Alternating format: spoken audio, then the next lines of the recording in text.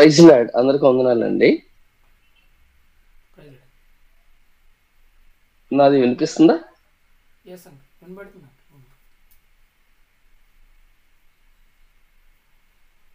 Praveen uncle వినబడుతున్నాను. Right right right, thank you.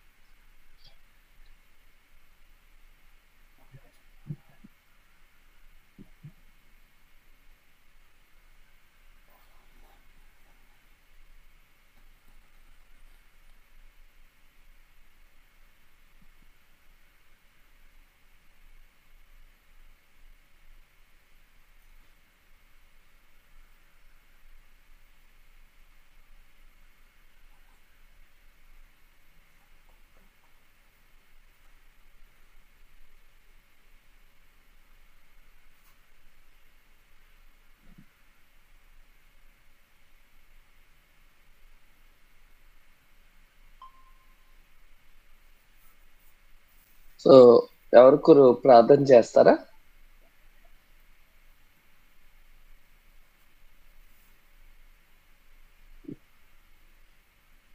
Yeah please. Uncle నేను చేస్తాను. ఎస్తేర్ మాట రైట్, యా ఎస్తేర్ తల్లి, ప్లీజ్ డూ ఇట్ మా. బై.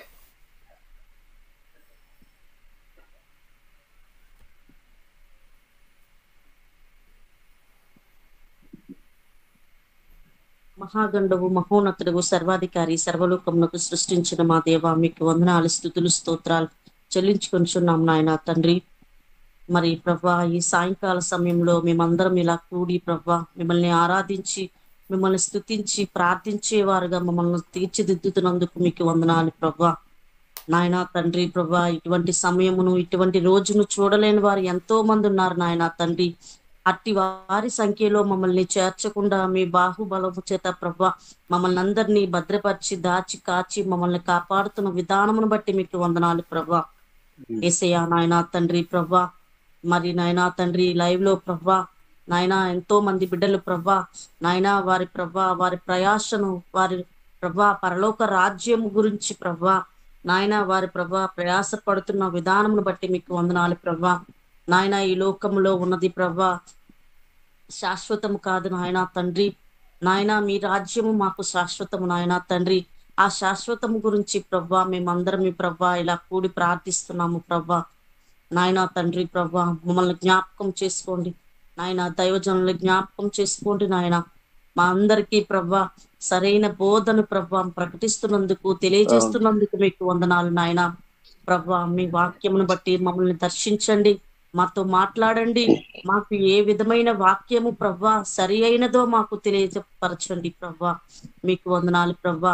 మరి లైవ్ లో ఉన్న యవన బిడ్డలందరినీ జ్ఞాపకం చేసుకోండి నాయన. వారి భవిష్యత్తులలో ప్రభా నాయన నీ కాడి మోసే ప్రభా భాగ్యమును బిడ్డలందరికీ దయచేయండి ప్రభా.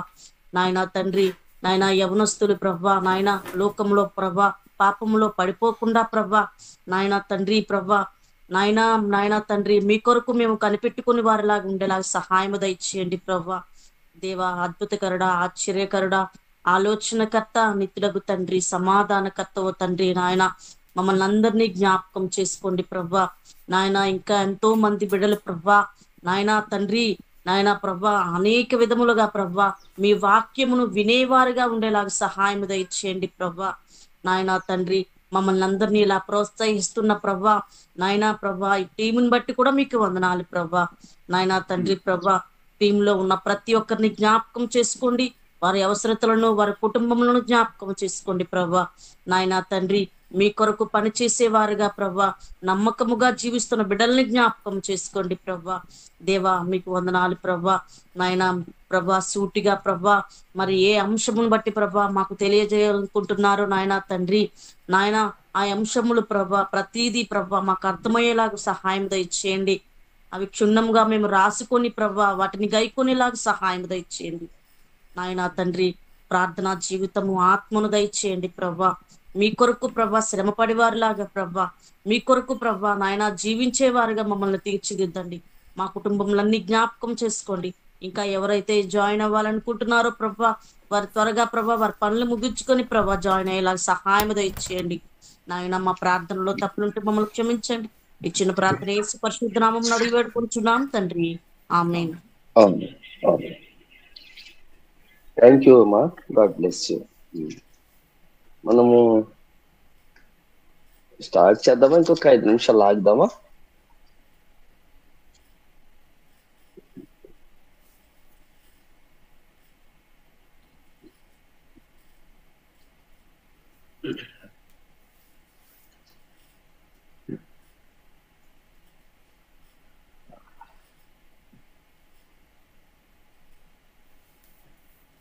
Somebody has to respond.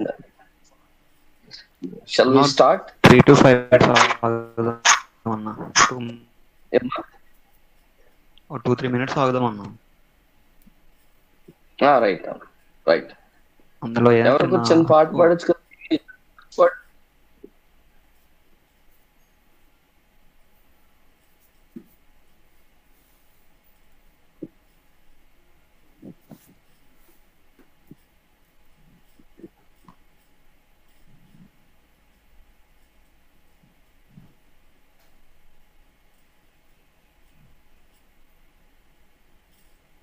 చిన్న సాంగ్ పాడుకుందాం అన్నా.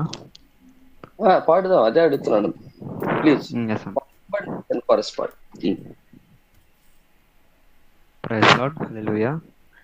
ఎదుగుము యేసుని జ్ఞానములో, ఎదుగుము ప్రభు కృపలో, ఎదుగుము యేసుని జ్ఞానములో, ఎదుగుము ప్రభు కృపలో, ఫలించి స్తుతి చెల్లించి బలబొందుము ఇలలో, ఫలించి స్తుతి చెల్లించి బలముందుము ఇలలో, ఎదుగుము యేసుని జ్ఞానములో, ఎదుగుము ప్రభు కృపలో, మహోన్నతునిలో నిలచియుండి బహుగా ఫలించుడి, లోతుగా వేరు పారిన వారై మీదికి ఎదగండి, మహోన్నతునిలో నిలచియుండి బహుగా ఫలించుడి, లోతుగా వేరు పారిన వారై మీదికి ఎదగండి, ఆత్మజ్ఞానమందు శుద్ధాత్మ ఫలము తోడా, ఆత్మజ్ఞానమందు శుద్ధాత్మ ఫలము తోడా, ఎదుగుము యేసుని జ్ఞానములో,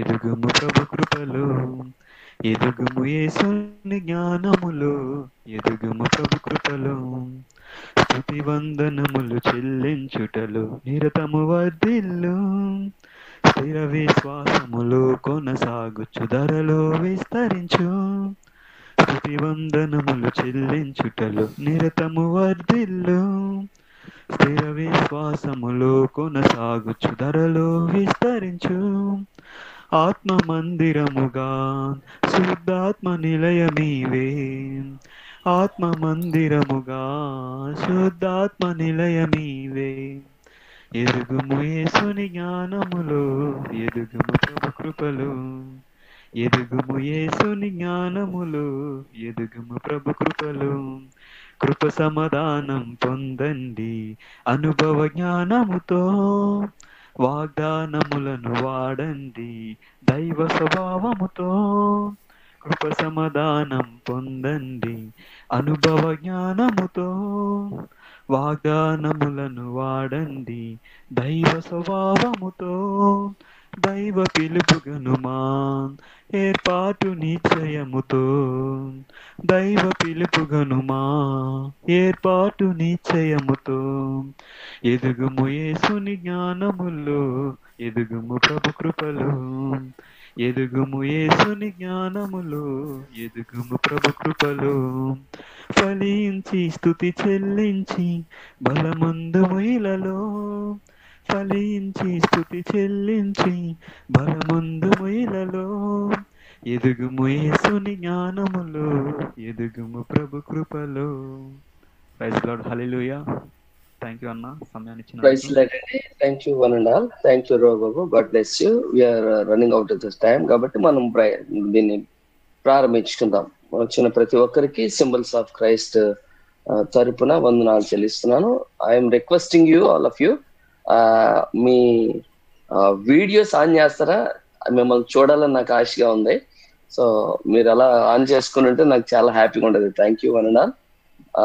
అందరూ దయచేసి వీడియో ఆన్ చేస్తే నాకు కూడా కొంచెం మీరు ఎట్లా ఉన్నారు ఏంటున్నారు అన్నది నాకు అర్థమవుతుంది. మీరు ఎక్కడ కూర్చున్నా పర్వాలేదు, మీ వీడియోస్ ఆన్ చేయండి. ఓకేనా? Thank you brother. రవికిరణ్ గారికి వందనాలు, ప్రవీణ్ కుమార్ గారికి వందనాలు. థ్యాంక్ యూ పల్లవి తల్లి, గాడ్ బ్లెస్ యూ. ఇక Sushma, Ravi Babu congratulation, God bless you. Naveen Sagar, Sushma తల్లి ప్రైజ్ లార్డ్ అన్న. నీ వీడియో ఆన్ చేస్తావు తల్లి?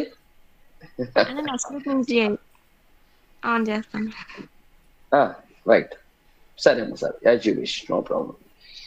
రైట్, లాస్ట్ టైము మీరు హెబ్రీలకు రాసిన పత్రికను మీరు ప్రిపేర్ అయ్యారమ్మని చెప్పినాను. సో ఎంతమంది ప్రిపేర్ అయ్యి వచ్చినారు? ఎంతమంది ప్రిపేర్ అయ్యి ఇచ్చారు? ఒకవేళ ఎవరైనా వచ్చినట్లయితే మీరు ఏమైనా షేర్ చేయగలుగుతారా ఆ స్పేస్ ఫ్యాక్ట్స్ మీద? మనం డిస్కషన్ లో ఒక 10-15 నిమిషాలు దీనిలో ఉందామని నేను ఆశపడతా ఉన్నాను. ఏమంటారు?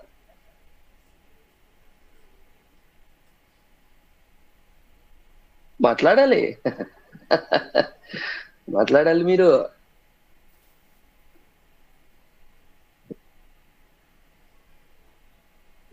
నవ్య వెళ్ళిపోయిందా? నవ్య కనిపించట్లేదు.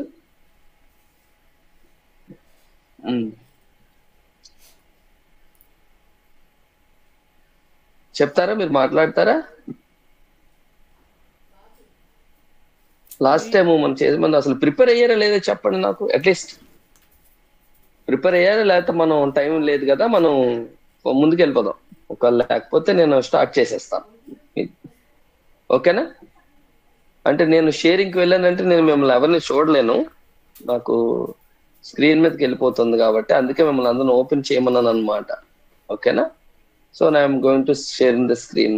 లోపలికి వెళ్తున్నాను నేను. సో ఈరోజు మనం మీకు ఇచ్చిన దాన్ని నేను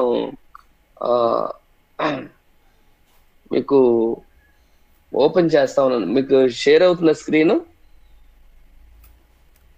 కనిపిస్తుందండి. రైట్ నాన్న, థ్యాంక్ యూ. సో హెబ్రీలకు రాసిన పత్రిక ఈరోజు మనం ధ్యానం చేస్తా ఉన్నాము. అది ఒక్కొక్కరు ఒక వచనం చదువుతారా? కనీసం హెబ్రీలకు రాసిన పత్రిక 6వ అధ్యాయం ఒక్కో వచనం 1 నుంచి 6 వచనాలు. ఎవరైనా మొదటి వచనం చదువుతారా గట్టిగా?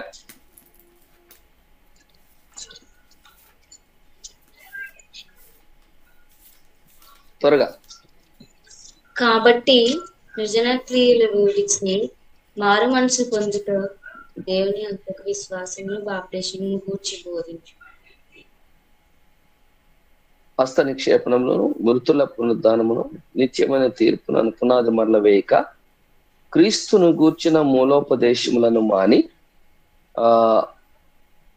సంపూర్ణల మోటుకు సాగిపోదుము. మరొకరు చదువుతారు? ఎవరొకరు? 4వ వచనం, 3వ వచనం చదవండి. దేవుడు సెలవిచ్చిన ఎడల మనం అలాగను చేయదము. నెక్స్ట్ ఇంకొక వచనం చదువుతారా? ఓకే, అంటే అందరూ చదువుతారని. ఇంకొకరు ఎవరైనా? Somebody has to help. ఒకసారి వెలిగింపబడి దేవుని దివ్య వాక్యమును ఒకసారి వెలిగింపబడి చదవండి. ఒకసారి వెలిగింపబడి పరలోక సంబంధమైన వరమును రుచి చూచి పరిశుద్ధాత్మతో పాలివారే దేవుని దివ్య వాక్యమును రాబో యుగ సంబంధమైన చదవమ్మా. రాబోవ యుగ సంబంధమైన శక్తులు ప్రభావమును అనుభవించిన తర్వాత తప్పిపోయిన వారు తన విషయంలో దేవుని కుమారుని మరలా సిలువ వేయచ్చు బాహాటముగా ఆయనను అవమానపరుచుచున్నారు గనుక మారు మనసు పొందినట్లు అట్టి వారిని మరలా నూతన పరిచుట అసాధ్యము. Thank you one and all. Scripture చదివిన ప్రతి ఒక్కరికి హృదయపూర్వకమైన వందనాలు చెల్లిస్తున్నాను. ఈ రోజు కొంచెం నేను త్వరగా వెళ్తాను, మిమ్మల్ని డీప్ కి తీసుకువెళ్ళాలని నేను ప్రయత్నం చేస్తా ఉన్నాను. ఇది చాలా క్లిష్టమైనటువంటి పారాగ్రాఫ్. ఇది చాలా అంటే క్లిష్టం అంటే దీన్ని అర్థం చేసుకోవడానికి మనం చాలా లోతుగా వెళ్ళి ఆలోచన చేయాల్సిన పని ఉంది. ఇక్కడ భక్తుడు చెప్తున్నటువంటి ఈ 6 వచనాల భాగంలో మనము ఈరోజు సిన్ టు కన్ఫెస్ అన్నదాన్ని మనం చూసి త్వరగా చూసి పూర్తి వివరణ అంటే కొద్దిగా ఇంకా కొంచెం వివరణ ఇవ్వటానికి నేను ఇష్టపడతా ఉన్నాను. ఇందులో సిన్ టు కన్ఫెస్ అంటే మనం ఒప్పుకునే పాపం ఏమిటి అంటే, చూడండి, నిర్జీవ క్రియలను విడిచి మారు మనసు పొందుటయు, దేవుని విశ్వాసమును బాప్తిస్మమును గుర్చిన బోధయు, హస్త నిక్షేపణము, మృతుల పునరుద్ధానమును, నిత్యమైన తీర్పును అని పునాది మరల వేయక క్రీస్తుని గుర్చిన మూలోపదేశములను మాని సంపూర్ణుల మగుటకు సాగిపోదము. ఇందులో ఈ కాంటెక్స్ట్ లో మీకు 4, 5 కలిపి ఉన్నది. అందులో నేను చదువుతున్నాను కొన్ని విషయాలు. నేను చదువుతుండగా మీరు ఆలోచించే కిందకు వస్తున్నాను. ఒక్కసారి వెలిగింపబడి పరలోక సంబంధమైన వరములు చూచి పరిశుద్ధాత్మలో పాలివారి దేవుని దివ్య వాక్యమును రాబో యుగ సంబంధమైన శక్తుల స్వభావమును అనుభవించిన తరువాత తప్పిన వారు తమ విషయంలో దేవుని కుమారుని మరలా చిచ్చు బాహాటముగా ఆయనను అవమానపరచుచున్నారు గనుక మారు మనసు పొందినట్లు అట్టి వారిని మరలా నూతన పరచుట అసాధ్యము. ఇందులో మనం ఖచ్చితంగా చేసే పాపం ఏంటి అంటే, ఇక్కడ నేను వెర్స్ 6 అని రాశాను. దేవుణ్ణి అనుభవించిన తరువాత తిరిగి వెనకబడటం, ఇది ఒకటైతే ఇంకొక రోమపత్రికలో అంటాడు, చాలా భయంకరమైన మాట, మిమ్మును బట్టియే కదా నా నామము అన్యజనుల మధ్య అవమానపరచబడుతున్నది. క్రైస్తవునిగా సంఘంలో మనం బ్రతుకుతున్నప్పుడు మనం దేవుని భయభక్తులలో వెనకబడటం ఒకటైతే, మన ప్రవర్తన, మన భాష భావాలు దేవునికి అవమానకరంగా ఉండటం రెండవ ఎత్తు.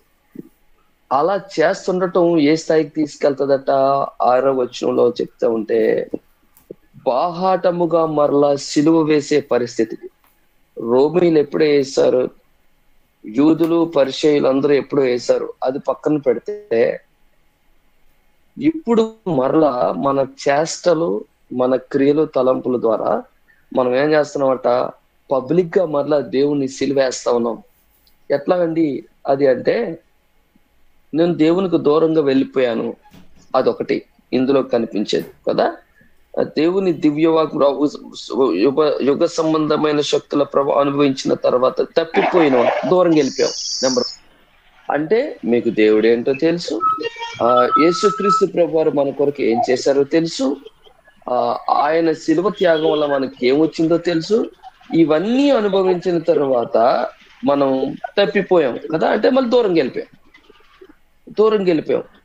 అలాగా బ్రతుకుతూ దేవుని కుమారుని విసర్జించటమే కాకుండా నేను మరలా సిలువ వేస్తున్నాను. ఇక్కడ నువ్వు జ్ఞాపకం చేసుకొని ఒప్పుకోవాల్సింది ఏంటో తెలుసా? ప్రభువా, నీ వాక్యానికి నేను దూరం అయిపోయాను, నువ్వు నన్ను పాపం నుంచి రక్షించావు, పరిశుద్ధునిగా చేసావు, పబ్లిక్ గా బాప్తిసం తీసుకొని నేను నా సురక్షులుగా అంగీకరిస్తున్నట్టు నేను ప్రజల ముందు, సంఘము ముందు, కుటుంబం ముందు ఒప్పుకున్నాను. కానీ ఇప్పుడైతే నేను వెనకబడిపోయాను, నేను దిగజారిపోయాను, నీకు దూరంగా వెళ్ళిపోయాను. అక్కడితో ఆగిపోలేదు. నా చేష్టలు, నా క్రియలు, నా ఉద్దేశాలు అన్నీ కూడా నిన్ను మరలా పబ్లిక్ గా సిలువ వేస్తా ఉన్నాయి. ఎట్లా తెలిసిన? ఎప్పుడైనా క్రైస్తవ బిడ్డగా నువ్వు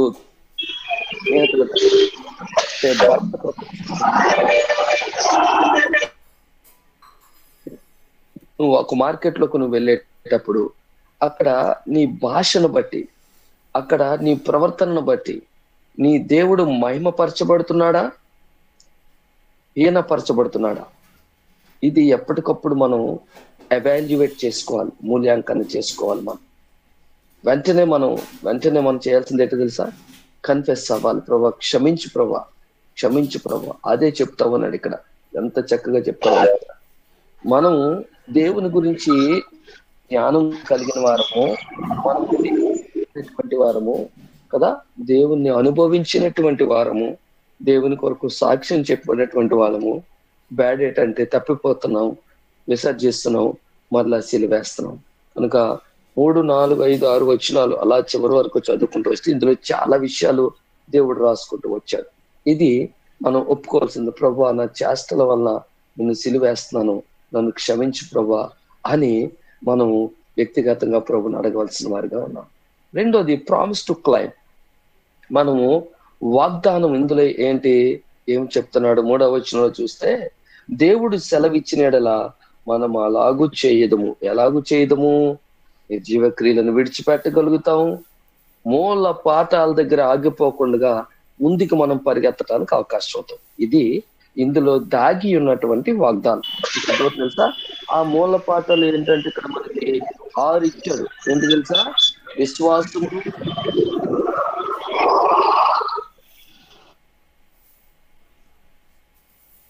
ఎవరు పని చేసేస్తున్నారు, ట్రావెల్ లో ఉన్నట్టున్నారు, వాటిని మ్యూట్ లో పెట్టిస్తారో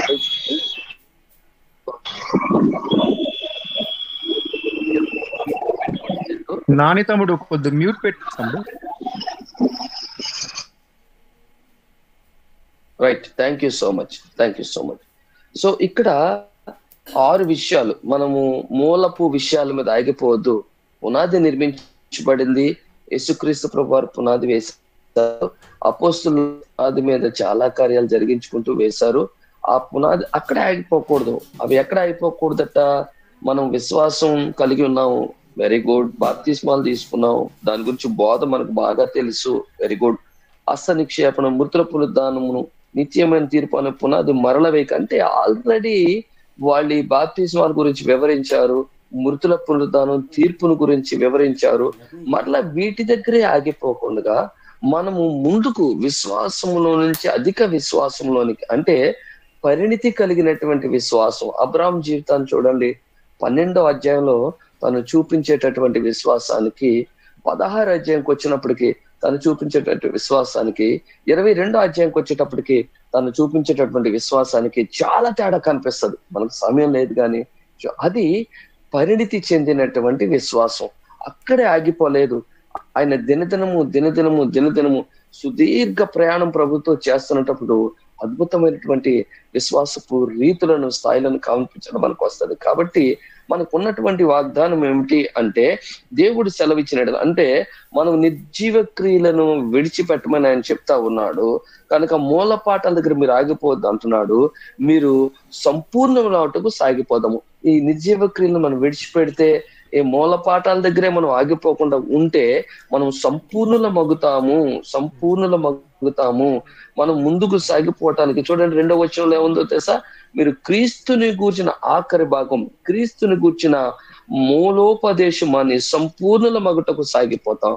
ఉన్నటువంటి వాగ్దానం ప్రవేశిస్తున్నాడంటే మనం చలనం లేని వాళ్ళగా, ఎప్పుడో 5 సంవత్సరాలతో రక్షణ పొందావు, ఇప్పుడు ఏంటి నీ అనుభవం, ఏమిటి నీ ఎదుగుదల, ఏమిటి ప్రభుత్వం నీకున్నటువంటి సంబంధంలోని మార్పు అని అడిగితే నువ్వు ఖచ్చితంగా, ఇదిగో ఒకప్పుడు నేను బూతులు మాట్లాడేవాడిని, ఒకప్పుడు నేను చెడ్డ బొమ్మలు చూసేవాడిని, ఒకప్పుడు నేను చెడ్డగా ఇష్టపడేవాడిని, చెడు సహవాసాలు ఉండే, ఇదిగో ఇప్పుడు నేను వాటిని అసహించుకుంటున్నాను అన్నటువంటి పరిణితి స్పష్టం అవ్వాలి. అప్పుడు దేవుని వాగ్దానంలో మనం సంపూర్ణం అవటానికి, దేవుని రూపాంతరం చెందటానికి మనకి అవకాశం ఉంటుంది. ఇక యాటిట్యూడ్ టు చేంజ్, మార్చుకోవాల్సింది ఏంటి అంటే 1-2 వచనాలే. మౌలిక బోధలపై మనము ఆగిపోకూడదు, మౌలిక బోధల దగ్గరే ఆగిపోకూడదు. ఆధ్యాత్మిక వృద్ధి దిశగా సాగిపోవాలి. అవాయిడ్ స్పిరిచువల్ లేజినెస్ అంటున్నాడు కదా. ఆధ్యాత్మిక మందగమనం మనలో ఉండకూడదు. ఆత్మలో మనం ప్రతిరోజు కూడా పరిపూర్ణతలోనికి రావాలి. ఆ మందగమనం అంటే ప్రార్థన చేసుకోవాలి కదా, కాసేపు మనం చేసుకుందాంలే, ఈ రోజు వాక్యం రోజు చదువుతున్నాం కదా, ఈ రోజుకి ఒక్క రోజుకే కదా అన్నటువంటి పరిస్థితులు మన దగ్గరికి రాకూడదు. మూల పాఠాలు విన్నాం, దేవుడు పునాది వేశాడని తెలుసుకున్నాం, పునాది మీద మనం బిల్డింగ్ ని కడుతూ ఉండాలి, మనం నిర్మాణం కొనసాగిస్తూ ఉండాలి. అది ఎప్పుడు అది పూర్తి అద్భుతమైనటువంటి స్థాయిలోనికి రాగలుగుతుంది, ఆ నివాసం ఉండే పరిస్థితుల్లోనికి రాగలుగుతుంది. దానికి గోడలు కట్టాలి, దాని తలుపులు వేయాలి, ఎలక్ట్రిసిటీ పెట్టాలి, ఫ్యాన్లు పెట్టాలి, మంచి రంగులు వేయాలి, ఫ్లోరింగ్ చేయాలి. అప్పుడు అనమాట ఇదంతా ఏంటంటే విశ్వాసంలో ఎదగటం, ప్రార్థనలో ఎదగాలి, వాక్యంలో ఎదగాలి, సాక్ష్యంలో ఎదగాలి, వాక్యాన్ని వివరిస్తూ ఉండాలి. ఉజ్జీవకరమైనటువంటి పరిస్థితులను మనం ఉన్న చోట నెలకొల్పి ఇలాగ కట్టుకుంటూ పోతూ ఉంటే అద్భుతం అంటే ఇది ఆధ్యాత్మికమైన వృద్ధి దిశగా సాగిపోవటం అన్నమాట. సో యాటిట్యూడ్ చేంజ్, మనం స్థిరంగా ఉండిపోయిన పరిస్థితి నుంచి అభివృద్ధి దిశగా ప్రయాణం చేస్తూ ఉండాలి. క్రైస్తవ జీవితం అనేటువంటిది ఒక చోట ఆగిపోయేటటువంటిది కాదు, అది నిరంతరము మండుతూ ఉండాలా, నిరంతరము మండిస్తూ ఉండాలా, నిత్యము వెలుగుతూ ఉండాలా, నిత్యము వెలిగిస్తూ ఉండాలి, జీవము కలిగినదే ఉండాలా, చలిస్తూ ఉండాలి. అప్పుడే క్రీస్తు మనలో ప్రదర్శించబడటానికి అవకాశం ఉంటది. ఇవి మనం మార్చుకోవాల్సినటువంటి అవకాశాలు అనమాట, మార్చుకోవాల్సినటువంటి పరిస్థితులు ఇందులో మనకు కనబడుతూ ఉంటాయి. ఇక పాటించవలసిన ఆజ్ఞ కమాండ్ అంటే 1వ వచనంలోని ఈ 1 నుంచి 6 వచనాల్లో కూడా అనేక విషయాలు మనకు వస్తాయి. కొంచెం ముందుకు తీసుకెళ్ళి మీకు చెప్తాను అనేక విషయాలు. ఏంట్రా అంటే మౌలిక బోధన విడిచిపెట్టండి, మీరు యు హ్యావ్ టు లీవ్. అక్కడి నుంచి మీరు బయటకు రావాలి. అక్కడే కూర్చుని పోతారు, ఆచారాల దగ్గర కూర్చుని పోతారు. మీ ఆలోచనలు ఎలా ఉంటాయి, మీ ఉద్దేశాలు ఎలా ఉంటాయి, మీ క్రియలు ఎలా ఉంటాయి అంటే మీరు అక్కడే ఆగిపోతున్నారు. ప్రాథమిక వాటి మీద మీరు ఉండిపోతున్నారు, వాటిని విడిచిపెట్టేయాలి. మీరు ఏంటి ప్రాథమికమైనవి? ఎఫెసీయులకు రాసిన పత్రికలో మనకు రాస్తూ ఉంటాడు. ఎఫెసీయులకు రాసిన పత్రిక 4వ అధ్యాయం 13 నుంచి మనకు 15 వచనాల్లో మనం చదివినట్లయితే, పరిశుద్ధులు సంపూర్ణులగునట్లు క్రీస్తు శరీర క్షేమాభివృద్ధి చెందుటకు పరిచర్య ధర్మం జరుగుటకును ఆయన కొందరిని అపోస్తలులు గాను, కొందరిని ప్రవక్తలు గాను, కొందరిని సువార్తికులు గాను, కొందరు కాపర్లు గాను ఉపదేశం నియమించు. అందువలన మన మీదట పసిపిల్లలమై ఉండి మనుషుల మాయోపాయముల చేత వంచనతోనూ త్రప్పు మార్గంలాగు ప్రతి కుయుక్తితోనూ గాలికి కొట్టుకొని పోవునట్లు కల్పింపబడిన ప్రతి ఉపదేశం అటు ఇటు కొట్టుకొని పోవచ్చు అలల చేత ఎగరగొట్టబడిన వారిని ఉండక ప్రేమ కలిగి సత్యము చెప్పుచు క్రీస్తు వలె ఉండుటకు మనం అన్ని విషయములలో ఎదుగుదాము. ఇది పాటించవలసిన ఆజ్ఞ. మనం మన క్యారెక్టర్ లో డెవలప్ అవుతా ఉండాలి, ఎదగాలి అని దేవుడు కోరుకుంటున్నాడు. అన్ని విషయాల్లో నీ జీవితంలో నుంచి ప్రదర్శించబడుతున్న మాటలలో నీ పరిణితి కనిపించాలి, చేష్టల్లో పరిణితి కనిపించాలి, నీ స్వభావంలో పరిణితి కనిపించాలి, నీ విధేయతలో పరిణితి కనిపించాలి, పశ్చాత్తాపంతో కలిగిన నీ మనసులో విధేయత కల్పించాలి. చాలా చక్కగా చెప్తున్నాడు. ప్రాథమికమైన వాటిని మీద మనం ఎదుగుటకు ఇవెంత అవసరం కదా. పరిశుద్ధులగుటకు, పరిపూర్ణులగుటకు, క్రీస్తు సరి క్షేమాభివృద్ధి చెందుటకు, ధర్మము జరిగించుటకు ఆయన మనకు అప్పగించిన. ఇప్పుడు నువ్వు చేయాల్సింది ఏంటి? ఎదగటం అంటే నువ్వు ప్రార్థన చేయాలి. ప్రభువా, నేను ఏ విషయంలో ముందుకు సాగిపోగలనో నాకు వివరించండి ప్రభా. మీరు దర్శనం రూపు చెప్తారో, వాక్యం ద్వారా మాట్లాడతారో, లేదంటే ఏ రీతిగా మాట్లాడతారో నాకు తెలియదు, కానీ మీరు నాకు చెప్పండి. నా ఇష్టం వచ్చిన దాన్ని వెళ్ళడం వల్ల నాకు ఎదుగుదల ఉండదు. కనుక నీ వాక్యము సెలవిచ్చిన రీతిగా నేను అనుసరిస్తూ నీ ఉద్దేశాన్ని ఎరిగి చిత్తానుకూలంగా నడవడానికి ఇష్టపడుతున్నానని మనం విధేయత మౌలిక బోధన విడిచి సంపూర్ణుల మగుటకు సాగిపోవాలి అని చెప్తా ఉన్నాడు. ఇది మనం పాటించవలసినటువంటి ఆజ్ఞ. ఇక అనుసరించవలసింది examples to follow or avoid. 4-6 దేవుని అనుభవించిన తర్వాత వెనుకకు తిరిగిన వారిని మానుకోవాలి. అక్కడ చిన్న తప్పు పడింది. అవాయిడ్ అంటే విసర్జించటం, నా తర్వాత విమర్శించటం, దేవుని విడిచిపెట్టడం. వాక్యం తెలిసిన తర్వాత, వాక్యం హెచ్చరించబడుతున్న తర్వాత, వాక్యము నీకు విషయాన్ని వివరించిన తర్వాత, ఇది విషయం చెప్తాను మీకు. ఒక స్కూల్లోకి వెళ్ళిన తర్వాత మీరు ఎగ్జామ్స్ వస్తున్నాయి, మీరు ఇలా చదువుకోవాలి, ఇంకా ఆటలు మీరు విడిచిపెట్టాలి, మరి సెల్ ఫోన్ విడిచిపెట్టాలి, ఫ్రెండ్స్ తో తిరగడం విడిచిపెట్టాలి అని కొన్ని విషయాలు చెప్పారు. ఒకవేళ అలా అవ్వకపోతే ఇగో మీ సీనియర్ ఇలాగా సెల్ పట్టుకొని పాడైపోయాడు, లేదంటే ఇలాగ మీ ఓడు ఫ్రెండ్షిప్ వాళ్ళు పాడైపోయాడు, కొన్ని ఉదాహరణలు ఇచ్చారు. ఉదాహరణలు మీకు ఇచ్చినప్పుడు వెంటనే మీరు ఏంటి అటువంటి స్వభావం మీ లేదంటే మీరు విడిచిపెట్టేయాలి కదా. అవాయిడ్ బైబిల్ చెప్తా ఉంది. బైబిల్ ఏం చెప్తా ఉంది? ఇదిగో క్రీస్తు మీ కొరకు సిలువ వేయబడ్డాడు, క్రీస్తు మీ కొరకు పరలోకం సిద్ధపడుతా ఉన్నాడు, ఇదిగో క్రీస్తు మీ జీవితాలలో పరిశుద్ధాత్మ దేవుడిని ఉంచాడు అని చెప్పిన తర్వాత పరిశుద్ధాత్మ దేవుడితో మీరు కనెక్ట్ అయ్యి హెబ్రీల పత్రిక మళ్ళీ ఒకసారి వెనక్కి వెళ్దాం, హెబ్రీ పత్రిక వెళ్దాం. 6వ వచనంలో మళ్ళీ 6వ అధ్యాయం మళ్ళీ మీరు తీసుకొస్తున్నాను నేను. పరిశుద్ధాత్మ దేవునితో మీరు కనెక్ట్ అయ్యారు. పరిశుద్ధాత్మ దేవునితో మీరు కనెక్ట్ అయిన తర్వాత అర్థం చేసుకున్న తర్వాత ఆయనను అనుభవించిన తర్వాత కదా, ఆయన గురించి ఇతరుల ముందు సాక్ష్యం చెప్పిన తర్వాత, సంఘంలో అద్భుతంగా నువ్వు ఎదిగిన తరువాత సడన్ గా ఎక్కడో ట్రాప్, నేను చెప్పుకుంటూ వచ్చాను కదా, సాతానుడు అలాంటి వాళ్ళ మీద ట్రాప్ చేస్తా ఉంటాడు. అలాంటి వాళ్ళని వాడు పడగొట్టడానికి ప్రయత్నం చేస్తా ఉంటాడు కదా. కనుక వీళ్ళు ఏ స్థాయికి వెళ్ళిపోతా ఉంటారంటే, పబ్లిక్ గా యేసు ప్రభుని రక్షకుడు అని అంగీకరించినటువంటి వీళ్ళే మళ్ళీ దేవుని విషయంలో సాక్ష్యం చెప్పటంలో వీళ్ళు కొంచెం వెనకడుగు వేస్తా ఉంటారు. మీకు పేర్లు చెప్పను కానీ ఈ మధ్యలో క్రైస్తవులను విశ్వసించేవాళ్ళు, క్రైస్తవులు విమర్శించేవాళ్ళు ఎవరో తెలుసా? వాళ్ళు అన్యుల్లో ఉన్నవాళ్ళు కాదు, ఇక్కడ నుంచి మాయా వేషం వేసుకుని బయటకు వెళ్ళిపోయిన చాలా మంది. ఎస్తేరు ధనరాజు అనే ఒక ఆమె ఉంది, ఆమె దేవుళ్ళు ఎదిగింది, డబ్బు కోసం పరపతి కోసం తప్పుడు మార్గాన్ని ఎంచుకొని బయటకు వెళ్ళిపోయింది కదా, బయటకు వెళ్ళిపోయింది. దేవుడిని అనుభవించింది, మంచిగా సాక్ష్యాలు చెప్పేది, పాటలు పాడేది, ఇన్ని గొప్ప కార్యాలు చేసిన తర్వాత ట్రాప్ లో పడిపోయింది. డిసీవ్ ఆమె మోసగించబడింది ఆమె. కనుక ఆమె జీవితం మునుపటి కంటే దరిద్రం అయిపోయింది. అయితే ఆమె గమనించవలసింది ఏంటంటే, ఆమె చేష్టల వలన మరలా ఆమె యేసుని సిలువ వేస్తా ఉంది, అవమానపరుస్తా ఉంది కదా. వీళ్ళు అనుభవించిన తర్వాత కింద రాస్తాడు మూల భాషలో, రుచి చూచిన తర్వాత ఏంటో తెలుసా? యేసు ప్రభుని నువ్వు ధరించుకున్న తర్వాత, యేసు ప్రభు ఆత్మచేత నువ్వు నింపబడిన తర్వాత నువ్వేం చేస్తున్నావు? ఆయన్ని మీ విషయంలో ఏం చేస్తున్నారు? ఆయన్ని సిలువేసేస్తున్నారు కదా.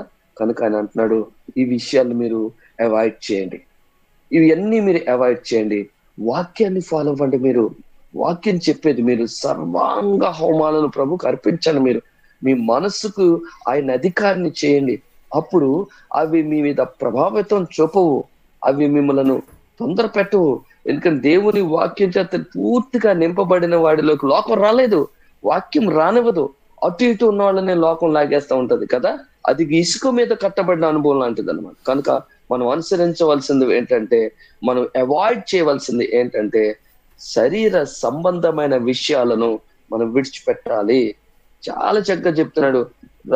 రాబో యుగ సంబంధమైన శక్తుల ప్రభావం అనుభవించిన తర్వాత, అంటే రుచి చూచిన తర్వాత, అంటే భవిష్యత్తులో మనం యేసుక్రీస్తు ప్రభువారు తిరిగి వచ్చినప్పటికీ మనం వెళ్ళిపోయేటప్పుడు ఎలాంటి పరిస్థితి అక్కడ ఉంటుందో, పరలోకంలో మనకు ఎలాంటి వెల్కమ్ ఉంటుందో, ప్రభు సహవాసంలో మన ఎలాంటి ఆనందం ఉంటుందో, ఇవన్నీ మనం ఎరిగాం, ఇవన్నీ మనం తెలుసుకున్నాం. అందుకే ప్రభుకు మన జీవితాన్ని అప్పగించాం. మనం అంత స్పష్టంగా రాస్తున్నాడు.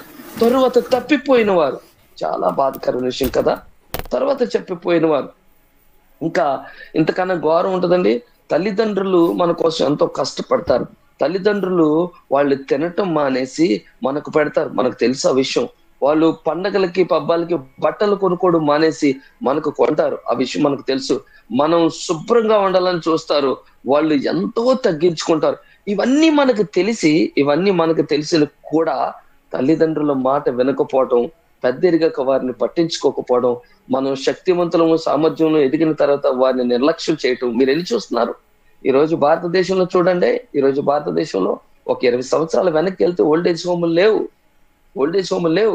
ఇప్పుడు ఓల్డేజ్ హోములు చాలా భయంకరంగా ఉన్నాయి.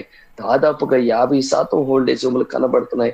ఏంటి అంటే, తల్లిదండ్రులు మనం అనుభవిస్తున్నాం, తల్లిదండ్రులను ఉపయోగించుకుంటున్నాం, వాళ్ళకి ఉపయోగపడలేని పరిస్థితుల్లో ఉంటా ఉన్నాం, వాళ్ళని ఆ స్థాయిలో గౌరవించలేని పరిస్థితిలో ఉంటున్నాం.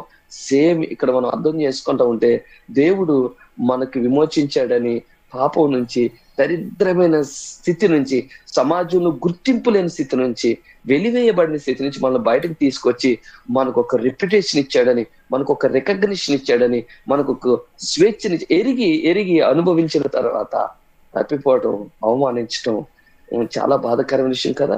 You have to avoid it. వీటిని మనం విసర్జించాలా. సాతానుడు కల్పించే తంత్రాల నుంచి మనం కొంచెం బయటకు రావాలి. ఇక ప్రార్థన ఏం చేయాల్సింది? ప్రార్థన అంటే చూడండి, దేవుడు సెలవిచ్చిన ఎడల మనం అలాగూ చేయదు. ఏం చేయాలి? ప్రభువా, మేము పౌరుషం అవుటకు తప్పు పడింది, మనం అంటే సంపూర్ణుల మగుటకు ఆధ్యాత్మికంగా ఎదుగుటకు ప్రభువా మమ్మలను మీరు బలపరచండి తండ్రి. మేము బలహీనం ప్రభు, శరీరం బలహీనమైంది, మా మనసులు కూడా చాలా బలహీనమైనవి కనుక వీటిని మా అంతటా మేము జయించలేకపోతున్నాం. కాబట్టి ప్రభా, మేము నీ రూపంలోనికి రూపాంతరం చెందటానికి, సంపూర్ణం అవ్వటానికి, వాక్యంలో ఎదగటానికి, ప్రార్థనలో ఎదగటానికి, విశ్వాసంలో ఎదగటానికి, పాపాన్ని జయించే శక్తిలో ఎదగటానికి, మనసు తొందర పెడతా ఉంటే దాన్ని జయించటానికి ఈ శక్తిని ప్రభా అని మనం ప్రార్థన చేయాల్సిన అవసరం ఎంత ఉంది కదా. ఎర్రర్ టు అవాయిడ్ కదా. ఇక్కడ ఒకవేళ దేవుణ్ణి తెలుసుకున్న తర్వాత ఎర్రర్ టు అవాయిడ్ చాలా చక్కని, అంటే మనం ఎంత జాగ్రత్తగా దీన్ని ఆలోచన చేయాలంటే ఈ విషయంలో, అంటే మనం ప్రభు శక్తిమంతుడు, ప్రభు రక్షించేవాడు, ప్రభు కాపాడేవాడు, ప్రభు అవసరతలు తీర్చేవాడు, ప్రభు హక్కున చేర్చుకునేవాడు, ప్రభు నా పక్షాన్ని సిలువెక్కినవాడు. ఇలా చెప్పుకుంటూ పోతే ఇలాంటి విషయాలను నువ్వు ఎరిగిన తర్వాత, ఒకవేళ దేవుని కుమారుని తెలుసుకుని అనుభవించిన తర్వాత ప్రభువును వెంబడించిన తర్వాత కదా, నువ్వు ఏం చేయాలి అంటే నిర్లక్ష్యం చేయకూడదు, నెగ్లెక్ట్ చేయకూడదు, తక్కువ చూపు చూడకూడదు, అలక్ష్యం చేయకూడదు. మందిరానికి వెళ్ళాలి, గంట లేట్కి వెళ్దాంలే, ఈరోజు వెళ్ళకపోతే ఏమైపోయింది, నీకు అర్థం కాదు. ఒక్కసారి దేవుడు విషయంలో అలక్ష్యంగా నిర్లక్ష్యంగా ఉంటే అది చాలా ప్రమాదం అని బైబిల్ చెప్తుంది. యెహోవా కార్యములు నిర్లక్ష్యం చేసేవారు, అలక్ష్యంతో చేసేవారు శాపగ్రస్తులు అవుతారట. అంటే ఆయన శపించడు.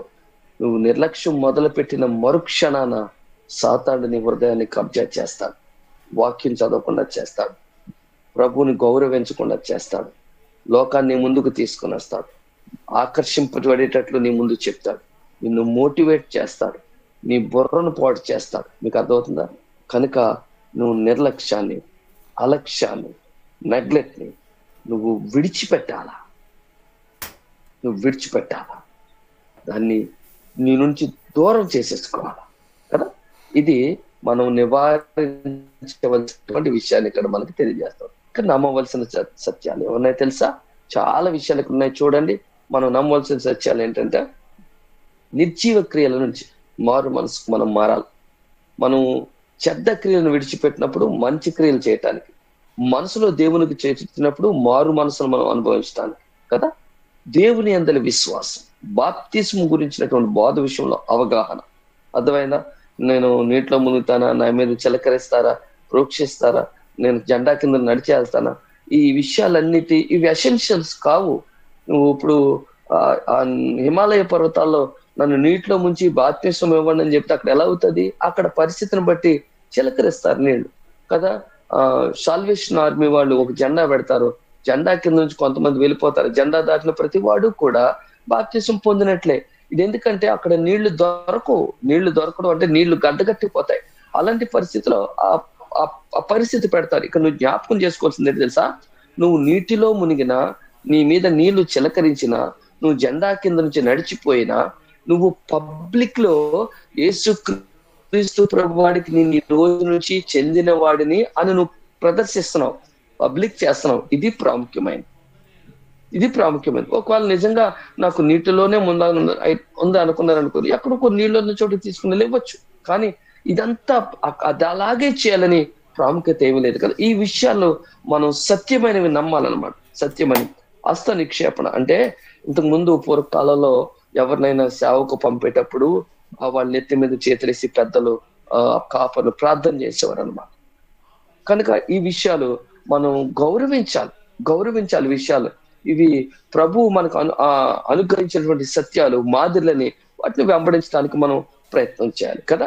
నిత్యమైన తీర్పు మనకుంది అంటే ఈ మౌలిక విషయాలను మించి మనం అక్కడే ఆగిపోకుండా నెత్తి మీద చేసేసారు కదా, అది చాలే ఇంకా అయిపోయిందిలే, బాప్తిసం పొందాను కదా ఇంక చాలే ఇంకా అయిపోయిందిలే, ఆ తీర్పు ఉన్నట్లు అది ఎప్పుడో జరుగుద్దిలే రాని చూద్దాంలే అన్న విషయం కాకుండా దినదినం ఇందాక మీకు మొదలు చెప్పాను కదా, మనము ఎదగాలి అంటే నేను ఒక రోజు అయిపోయింది బర్త్డే చేసుకుంటున్నాను, నూతన సంవత్సరం వచ్చిందని సంతోషపడడం కాదు, ఒక సంవత్సరం నా బ్రతుకులు అయిపోయింది, నేనేం చేశాను, నేను ఎదిగానా, తీర్పు విషయంలో నేను రోజు చేస్తున్నది ఏంటి, పాప విషయంలో నేనేంటి, దేవుని విశ్వాసంలో నాలో కలిగిన మార్పులు ఏంటని మనం ఒకరినొకరు కూర్చొని మనం డిస్కస్ చేసుకుంటే మరింత లోతైన అనుభవంలోకి వెళ్ళడానికి అవకాశం. ఇంకా ఇందులో దేవుని మహిమపరిచే పరిస్థితి ఏంటి, చాలా తొందరగా వెళ్తాను, కొంచెం ముందు మీకు వేరే విషయాలు చెప్పడానికి కదా.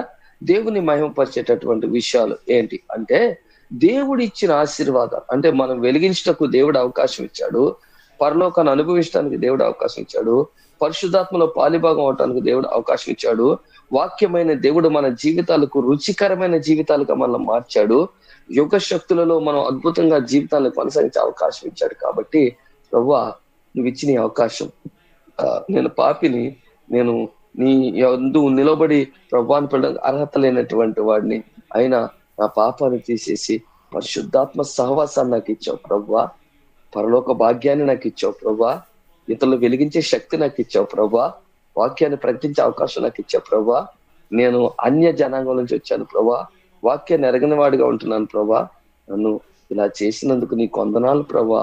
Something to praise God for, మనం దేవుని మహిమపరిచినటువంటి విషయాలు ఇవి. మనం హెబ్రీలకు రాసిన పత్రిక 6వ అధ్యాయంలో కొన్ని విషయాలు ఉంటాయి. ఇప్పుడు నేను మిమ్మల్ని అప్లికేషన్ లోనికి తీసుకెళ్తా ఉన్నాను. అప్లికేషన్ సంపూర్ణత వైపు సాగిపోదాము అని మనం ఇక్కడ రాయబడింది కదా. సంపూర్ణత అంటే ప్రాథమికమైన క్రైస్తవ బోధనలపై నిలబడిపోకుండా కదా, ప్రతి ఆదివారం చర్చికి వెళ్తున్నాం కదా, పాస్టర్ గారి వాక్యం వింటున్నాం కదా, ప్రార్థన చేసుకుంటున్నాం కదా, వాక్యం చదువుకుంటున్నాం కదా, మంచిదే. అయితే వాక్యం విన్నావు కదా, ఏంటి నీవు నీ జీవితంలో మార్పు తెచ్చుకున్న అనుభవం ఏమైనా ఉందా కదా. ఈరోజు వాక్యం చదవవు, చాలా మంచిదే. వాక్యము నిన్ను హెచ్చరించేటటువంటి పరిస్థితులను విధేయతతో అంగీకరిస్తున్నావా? ఎక్కడైనా తప్పు చేసావు, ఈరోజు చదివిన వాక్యం నీకు గుర్తొచ్చింది, ప్రభువా క్షమించు కదా. సంపూర్ణలో అవటం అంటే అదే, విన్నటువంటి వాక్యాన్ని అన్వయించుకోవాలా. మీకు మాట చెప్పనా, మీరు భోజనం చేశారు, భోజనం చేసిన తర్వాత ఇమ్మీడియట్ గా గంటలో అది గ్లూకోజ్ కింద మారాలి.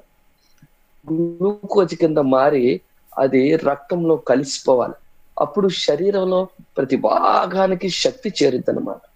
అలా కాకుండా మీరు తిన్నటువంటి తిండి అలాగే ఉండిపోయింది, ఇండైజేషన్ అంటారు, తేనిపులు వస్తాయి, మంట వస్తుంది, వామిటింగ్స్ వచ్చేస్తాయి, శరీరం బలహీనపడిపోతుంది. ఎందుకంటే లోపలకు వెళ్ళిన తర్వాత అది ఏ కార్యక్రమం అది జరగలేదు అనమాట. అది జరగనప్పుడు శరీరానికి శక్తి రాదు, సరికదా.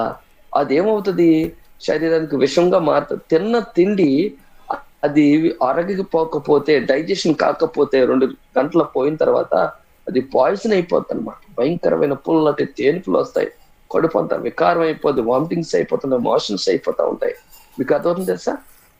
నేను ఒక మాట చెప్తున్నాను, నువ్వు వాక్యాన్ని చదివావు, స్వీకరించావు, అది నీ జీవితంలో పనిచేయటానికి నువ్వు అనుమతించకపోతే, అది అలాగ ఉండిపోతే, మీకు అర్థమవుతుందా?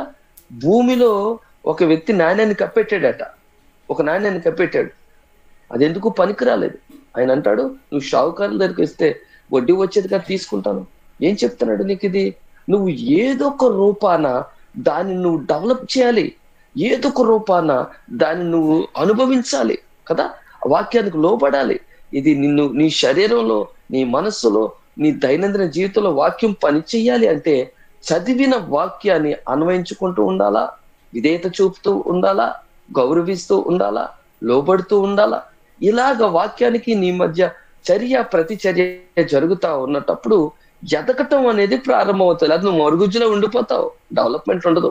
ఎన్ని సంవత్సరాలు వచ్చినా నువ్వు మరుగుజ్జుగానే ఉండిపోతావు కదా. ఇప్పుడు నేను 2 క్వశ్చన్లు వేస్తాను. 2 క్వశ్చన్లు జ్ఞాపకం చేసుకోండి. మన క్రైస్తవ జీవితంలో ఎంతవరకు ఎదిగాము అని మీరు భావిస్తున్నారు? మీరు రాసుకొని మీరింటి దగ్గర దానికి జవాబు రాసుకుంటే ఎవరికి చెప్పక్కలే. ఇదిగో నేను 3 సంవత్సరాల క్రితం బాప్తిస్మం పొందాను, దేవుని సొంత రక్షకుడుగా, అప్పుడు ఇలా ఉండేవాడిని, ఇప్పుడు ఎలా ఉన్నాను? మీరు రాసుకోండి. ఎన్నిసార్లు ప్రాథమిక విషయాలను ఆగిపోయాం అని మీకు అనిపించింది? ఎక్కడ ఉండిపోయాను, ప్రార్థన చేస్తున్నాను, ప్రార్థనలో ప్రభువుని ఇలా అడిగాను, ప్రభు ఈ రోజు నేను అబద్ధం ఆడకుండా నువ్వు చెయ్యి ప్రభు నేను అడిగాను, అలాగా ఆడకుండగా మాట్లాడకుండగా నేను ప్రయత్నం చేశానా? ప్రార్థన చేసి ఆగిపోయానా? తమ్ముడు జ్ఞాపకం చేసుకోండి, చెల్లెళ్ళు, చాలా ప్రాముఖ్యమైన విషయాలు ఇవి. మీకు అర్థమవుతుందా? ఇక్కడ మీకు చెప్తాను చూడండి, బాల్య స్థాయిని విడిచి ముందుకు పోదాం. మీకు ఎఫెసీల పత్రికలో మీకు చెప్పుకుంటూ వచ్చాను 4:13, 13-15 మనం పసిపిల్లలుగానే ఉండొద్దు అంటుంది.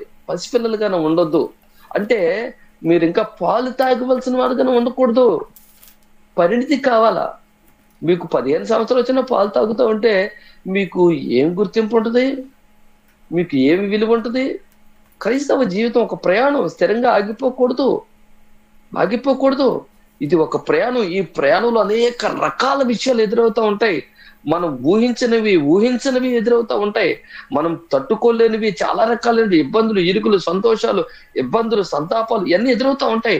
వీటన్నిటిలో నిలకడగా, అందుకే హెబ్రీయులకు రాసిన పత్రిక 12వ అధ్యాయం ఉంటుంది తెలుసా, సులువుగా చిక్కుల పెట్టు ఈ పాపమును విడిచిపెట్టి కదా, సులువుగా చిక్కులు పెట్టు పాపం విడిచిపెట్టి స్థిరంగా సాగాలంటే యేసు వైపు చూడాలంట. హెబ్రీయులకు రాసిన పత్రిక 12వ అధ్యాయం 2వ వచనం. మనం కదులుతూ ఉండాల్సిన వాళ్ళం. చూడండి, నిలిచి ఉన్న నీరులో మురికి చేరుద్ది, నిలిచి ఉన్న నీరులో ప్రమాదకరమైన జీవులు తయారవుతాయి. కానీ సాగిపోయే సరస్సును చూడండి, అది ఆరోగ్యకరమైంది, తాగటానికి ఉపయోగపడుతుంది, సాగునీరుకు ఉపయోగపడుతుంది, చాలా రకాల పనులకు ఉపయోగపడుతుంది.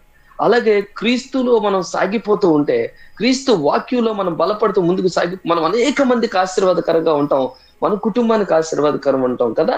కనుక మారు మనసు విషయంలో, విశ్వాస విషయంలో, హస్తనిక్షయ ముద్ర పొందాల విషయం, ఇవన్నీ అవసరమైనవి. అయినా అదే స్థాయిలో ఉండిపోకూడదు, మనం సాగిపోవాలి కదా. మారు మనసు పొందో, పశ్చాత్తాపాన్ని పొందో, ఇతరులు పశ్చాత్తాప పొందేటటువంటి ప్రవర్తన సాక్ష్యము నీలో కనబడ. నీ మీద చేతులుంచి సంఘంలో నిన్ను ప్రార్థన చేసి ఒక లేమన్ గా చేశారు, ఒక సేవకుడిగా తయారు చేశారు. నువ్వు అక్కడ ఆగిపోకూడదు, సువార్తలో సాగిపోవాలి. కనిపించిన ప్రతి ఒక్కడికి అవకాశం ఉన్న ప్రతి చోట, అడిగిన వాడు ప్రతి ఒక్కడికి యేసుక్రీస్తుని చెప్పడంలో కదా, చెప్పడంలో నువ్వు ముందుకు సాగిపోవాలి. అది ఇక్కడ చెప్తా ఉందన్నమాట కదా. ఇక్కడ దేవుని అనుమతిపై ఆధారపడడం గురించి వివరిస్తున్నాను. మన అభివృద్ధికి, మన కృషితో పాటు దేవుని దయ, అనుమతి అవసరం మనం మర్చిపోకూడదు కదా. ప్రతి విషయంలో ఆయన చిత్తాన్ని ఎరగడానికి దావీదు ఏం చేసేవాడు? సౌలు వల్ల ప్రమాదం ఏర్పడినప్పుడు ఏ పని చేసినా ఏ పొద్దురమ్మనేవాడు, ప్రభు నేను వెళ్ళొచ్చా అని ప్రతి విషయంలో ప్రభుని అడుగుతా ఉండేది. దానియేలు ఏం చేస్తాడు? ప్రభా రాజుగారు కలకన్నారట, ప్రభా మరి నాకు విషయం నేను చెప్పాలి, నాకు సహాయం చేయవా ప్రభా, ప్రార్థన చేశాను. నెహెమ్యా యెరూషలేం గోడలో తగలబడిపోయి కాల్ చేశారు అని చిన్నాన్న కొడుకు వచ్చి చెప్పాడు. ఆయన ఆయన పార్శిక దేశపు రాజు దగ్గర పనిచేస్తున్నాడు, కోరేష్ దగ్గర పనిచేస్తా ఉన్నాడు. కోరేష్ దగ్గర పనిచేస్తున్నప్పుడు 3 నెలల పాటు ప్రభుని ప్రార్థన చేశాడు. ప్రభా రాజుతో మాట్లాడాలనుకుంటున్నాను, నీ మందిరం పాడైపోయింది, కాలిపోయింది, నేను తిరిగి కట్టించాలనుకుంటున్నాను,